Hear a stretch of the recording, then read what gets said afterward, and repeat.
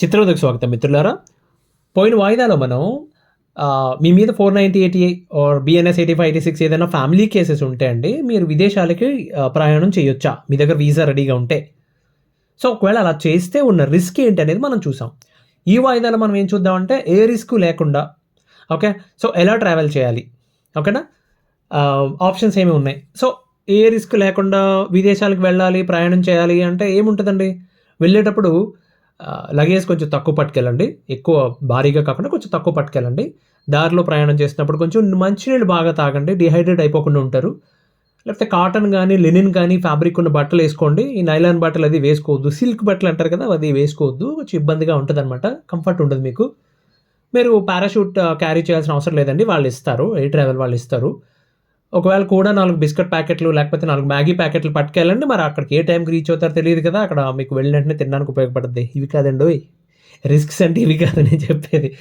So we are going to talk about legal risk లేకుండా ఎలా వెళ్ళాలి అనేది చూద్దామండి ఓకేనా. మీరు ఒకవేళ ఇండియాలోనే ఉన్నట్టుండి మీరు వెళ్ళాలనుకుంటే కనుక విపరీతంగా, అంటే నేను చెప్తున్నా కదండి, కేస్ బై కేస్ చాలా డిఫరెన్సెస్ ఉంటాయి. అవతల పక్క వాళ్ళు జస్ట్ ఏదో భయపడ్డానికో సెటిల్మెంట్కి వస్తారనో చిన్న చిన్న వాళ్ళు అయితే పర్లేదు. ఒకవేళ అవతల పక్క వాళ్ళు ఇన్ఫ్లుయెన్స్ ఉన్నా లేకపోతే అమ్మాయి బాగా చదువుకుని కొంచెం ఉంటుంది కదా, మీకు అర్థమవుతూ ఉంటుంది ఆవిడ బిహేవియర్, ఆవిడ ఏం చేయొచ్చు అని చెప్పి. అలా ఉన్నట్టయితే కనుకండి మీరు బెస్ట్ ఏంటంటే యాంటిసిపేటరీ బెయిల్ అప్లై చేసుకుని ఇండియాలో ఉండి, సో కేసులో మెరిట్స్ ఏమీ లేదు, స్ట్రాంగ్ ఎవిడెన్స్ ఏం లేదు అవతల పక్కన నేను నేరం చేశానని చెప్పడానికి అని చెప్పి, దట్స్ అ వీక్ కేస్ అని చెప్పి సాక్షులు ఇచ్చిన వాళ్ళందరూ ఫ్యామిలీ మెంబర్స్ అని చెప్పి మీ దగ్గర ఏ ఎవిడెన్స్ ఉంటే ఆ ఎవిడెన్స్ ప్రొడ్యూస్ చేసి హైకోర్టులో యాంటిసిపేటరీ బెయిల్ తీసుకుని అప్పుడు ట్రావెల్ చేయడం ఉత్తమం అండి. మోస్ట్ ఆఫ్ ద టైమ్స్ అండి యాంటిసిపేటరీ బెయిల్లో ఎస్పెషల్లీ 498 లాంటి కేసెస్లోనండి ట్రావెల్ చేయకూడదు ఆర్ పాస్పోర్ట్ హ్యాండ్ ఓవర్ చేయాలని చెప్పి చాలా తక్కువ కేసెస్లో వస్తుంది. మీ కర్మగాలోకి వేళ వస్తే మీరు పర్మిషన్ తీసుకోవాల్సి వస్తుంది. పర్మిషన్ కూడా ఇస్తారండి అలాంటప్పుడు, అంటే మీరు ట్రావెల్ చేయడానికి పర్మిషన్ ఇస్తారు. ఎలా అంటే పంజాబ్ అండ్ హర్యానా కోర్టులో ఇప్పుడు 2022 ఇలాగే ఎన్ఆర్ఐ, హీజ్ ఎన్ ఎన్ఆర్ఐ, సో కేసు ఉంది, బట్ వాడు ఉద్యోగం మీద ఉన్నాడు, వాడు వీసాకు ఒక వ్యాలిడిటీ ఉంది, ఆ దేశంలో స్థిరపడలేడు, వాడు వెనక్కి వచ్చేస్తాడని చెప్పి పంపించింది, కోర్టే అలౌ చేసిందండి. సో ఇలా తీసుకుని వెళ్ళారనుకోండి మీరు అక్కడికి వెళ్ళి ప్రశాంతంగా ఫైట్ చేయొచ్చు. ఓకే, ఇబ్బంది పడాల్సిన అవసరం ఏమి ఉండదు, ధైర్యంగా వెళ్ళొచ్చు, ఎవరు మిమ్మల్ని ఏమీ చేయరు. మిమ్మల్ని ఎవరన్నా ఆపినా మీరు చూపించవచ్చు, సి బాస్ నేను లీగల్గా ఫైట్ చేస్తున్నాను, హైకోర్టు ఇచ్చిన ఆర్డర్ ఇది అని చెప్పి మీరు బ్రహ్మాండంగా చూపించవచ్చు. ఓకే, సో దాట్స్ ఆప్షన్ అండి, ఒక ఆప్షన్ ఉంది యాంటిసిపేటరీ బెయిల్ తీసుకోవడం అనేది. రెండోది టిపికల్గా మనం చెప్పేది క్వాష్ చేయమని చెప్పి చెప్తారు.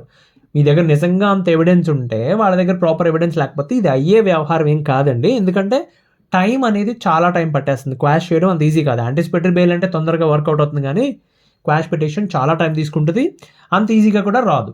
కానీ మీరు ట్రై చేయొచ్చు. అంటే నా దగ్గర వీసా ఉంది, వీసాకి వ్యాలిడిటీ ఉంది, I have some time, okay మా మేనేజర్ అడుగుతున్నాడు. సో నాకు ఇలాంటి సిచ్యువేషన్ వచ్చిందండి. నేను మంచి పీక్స్లో కోర్టుకి వెళ్తూ ఎవ్రీ వీక్ పడేది నాకు, every week some times weekly twice పడేది. చెప్పాను కదా నేను 560 కిలోమీటర్లు రాను పోను కలిపి దగ్గర దగ్గర 1200 కిలోమీటర్లు ట్రావెల్ చేయాలి. ఎవ్రీ వీక్ ట్వైస్ చేయాల్సి వచ్చేది సమ్ టైమ్స్. అంటే సెకండ్ డే ఎప్పుడు చెప్పారు కాదు, ఈరోజు వెళ్ళాను అనుకోండి, సోమవారం వెళ్ళాను అనుకోండి, సమ్ టైమ్స్ కావాలని చెప్పి ఇబ్బంది పెట్టడానికి పీపీ యూస్ టు సే, అక్కడ ఉన్న public prosecutor use to say, నాకు అదే రాజకీయ నాయకులు అంటే నాకు అందుకే కోపం. దట్స్ ఎ నామినేటెడ్ పోస్ట్, లోకల్గా ఉన్న రాజకీయ నాయకుడు నియమించాడు, అతన్ని రికమెండ్ చేశాడు అక్కడ ఉన్న అడిషనల్ పీపీ ఎవరో. సో దాట్ ఫెలో కావాలని చెప్పి పింక్ చేస్తూ ఉండేవాడు. సార్ ఇవాళ నాకు కొంచెం పని ఉంది సార్, మా ఆవిడ గులాబ్ జామున్ ఉండింది తినాలి నేను, అంటే తొందరగా రమ్మని చెప్పింది, మళ్ళీ వెళ్ళకపోతే కొడుతుంది, బుధవారానికి ఏంటి సార్, ఇలా చెప్పలేదు అనుకోండి, సరదాగా చెప్తున్నాను నేను. ఎంత కోపం వచ్చినా మనం ఏం చేయలేమండి. ఇట్స్ లైక్ సోమవారం వెళ్ళాను నేను, సోమవారం రిటర్న్ టికెట్ ఉంది నా దగ్గర, మంగళవారం ఆఫీస్లో ఇంపార్టెంట్ మీటింగ్ ఉంది, సో సోమవారం నైట్ వెనక్కి వచ్చేసాను, సైలెంట్గా ట్రావెల్ చేసి వెనక్కి వచ్చేసావు, మంగళవారం ఆఫీస్ అటెండ్ మళ్ళీ మంగళవారం నైట్ బయలుదేరి వెళ్ళిపోవాలి. దట్ కైండ్ ఆఫ్ క్రూయలిటీ ఉంటుందండి. ఓకే, అలాంటి యూనో అంత క్రూయల్గా ఉన్న టైంలో అండి మా బాస్ పిలిచి, అరే క్లౌడ్ ఆర్కిటెక్ట్ రోల్ పడింది, you are the only experienced in this team, so ఇమీడియట్గా సో అండ్ సో కంపెనీ దగ్గరికి వెళ్ళి పనిచేయాలి రబాయిను అన్నాడు. ఎక్కడికి వెళ్ళాలి, యూఎస్ వెళ్ళమని చెప్పాడు. And I was holding H1B visa. So I said నాకు కొంచెం పర్సనల్ ప్రాబ్లం ఉంది బాసు, ఎవరికో ఒంట్లో బాగలేదు, I need to take care అని చెప్పి. చెప్పలేం కదా ఇట్లా లీగల్ ఇష్యూస్ ఉన్నాయి, తలకాయ నొప్పది.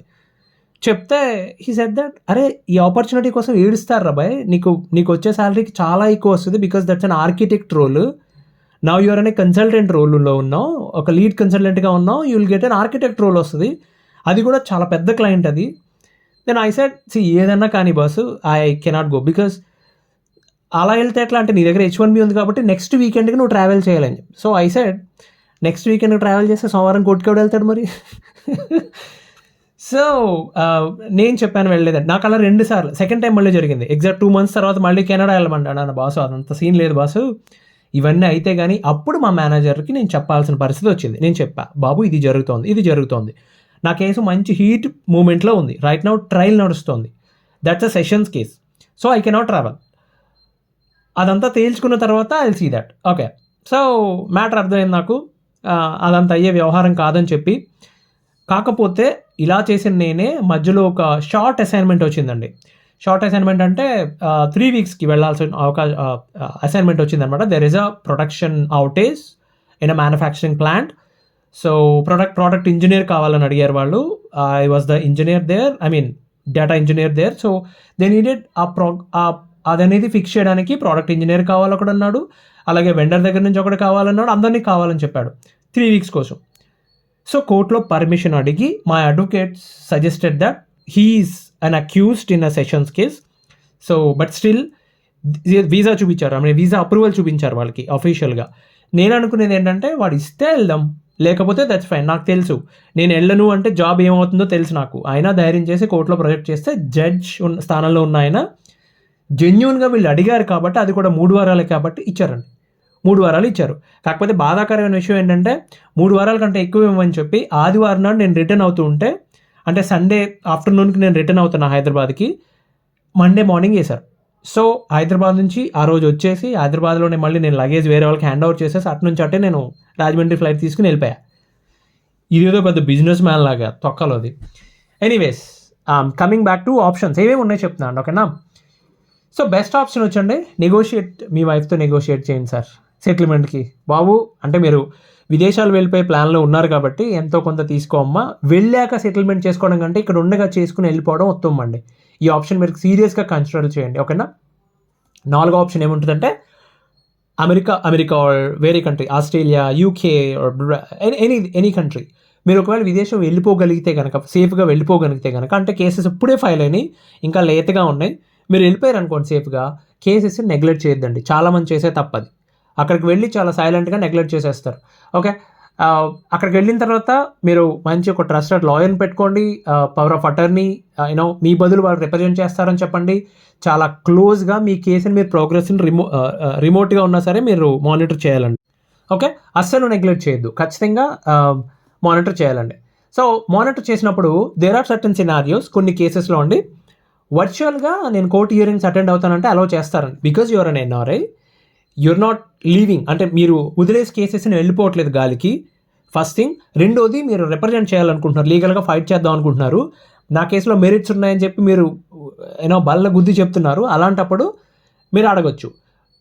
చాలామంది ఏంటంటే అండి, అవన్నీ అవే పనుల, ఈ అన్న దగ్గర దెబ్బ కొడుతుంది, ఓకేనా. ఎందుకు అవ్వవు? మీరు అడిగితే అడగ్గా వాళ్ళే అప్రూవ్ చేస్తారు.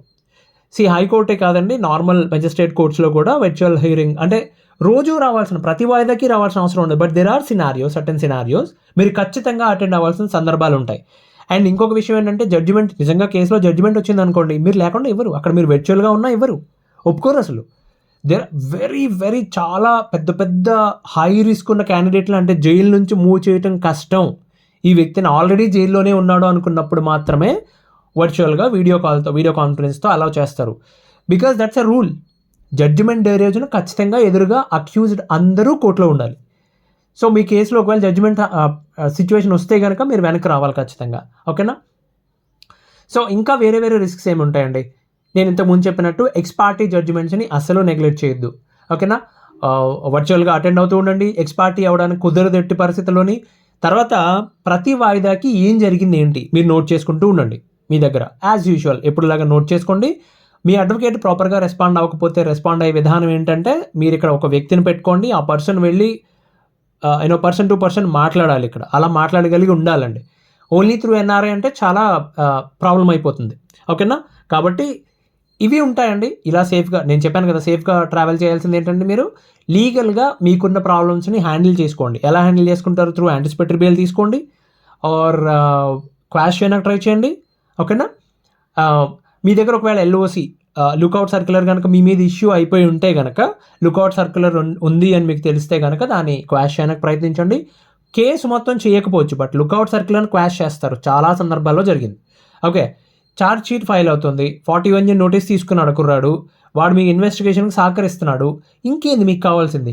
వాడు వెళ్తుంది కూడా రిస్ట్రిక్టెడ్ వీసా, అంటే so and so visa L1 మీద వెళ్తున్నాడు, H1B మీద వెళ్తున్నాడు, లేకపోతే సో అండ్ సో కంట్రీకి వర్క్ వీసా మీద వెళ్తున్నాడు.